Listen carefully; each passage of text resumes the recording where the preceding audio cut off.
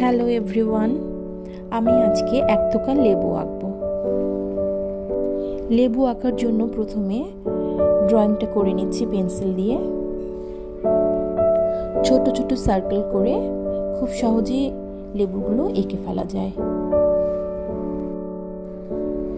এরপর একে একে আমি পাতাগুলো অ্যাড করছি। পাতাগুলো অবশ্যই এলোমেলোভাবেই দিতে হবে, আগে পরে করে, এবং পাতা দিয়ে এই পুরো থোকাটা কমপ্লিট করে ফেলতে হবে। এবং ড্রয়িংটা কমপ্লিট হয়ে গেলে পেন্সিলের দাগগুলো ইরেজার দিয়ে তুলে ফেলতে হবে কালার করার আগেই। আমি এখানে যেটা করেছি, কালার মার্কার পেন দিয়ে ছোট ছোট স্কেচ টোন দিয়ে পুরো ছবিটা কমপ্লিট করব। এবং কালারের ক্ষেত্রে আমার সিলেকশন হচ্ছে প্রথমে লাইট কালার, এবং কিছু কিছু জায়গায় আমি খালি রেখে দিয়েছি যেখানে আমি আলো ছায়া যেন দেখাতে পারি। এরপরে তার থেকে একটু ডার্ক কালার, এবং তারপরে তার থেকে একটু বেশি ডার্ক কালার।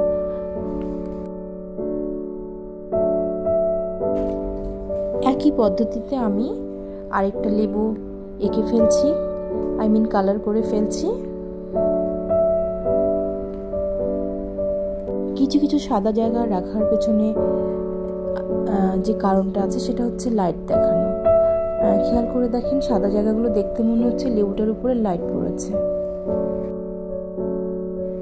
ঠিক একইভাবে ডার্ক কালার ব্যবহার করছি লাইটের অপোজিটে, যেন আমরা ছায়া দেখাতে পারি।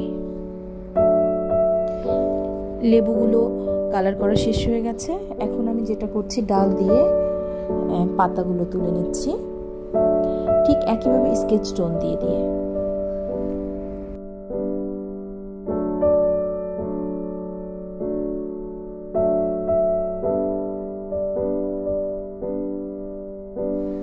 লাইট কালারের স্কেচ টোন দিয়ে আমি প্রথমে সামনের পাতাগুলো তুলছি। এরপরে কিছু কিছু জায়গায় আমি একটু গাঢ় কালার ঢুকিয়ে দিচ্ছি যেন সামনের পাতাগুলো উপরে উঠে আসে। সেক্ষেত্রে লাইট টোনের থেকে একটু গাঢ় টোন নিয়েছি।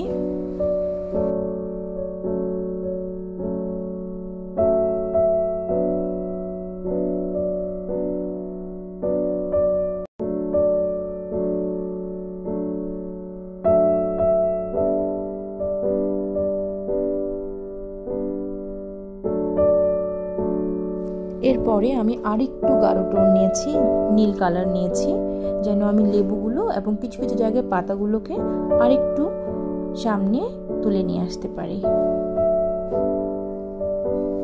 এই পদ্ধতিটাকে বলা হয় লাইট অ্যান্ড শেড। প্রকৃতিতে অবশ্যই লাইট অ্যান্ড শেড থাকতে হবে, তাহলেই একটা ছবি পরিপূর্ণতা পাবে। আমার ছবিটা অলমোস্ট শেষ হয়ে গেছে। ভালো লাগলে কমেন্ট করবেন, লাইক দেবেন।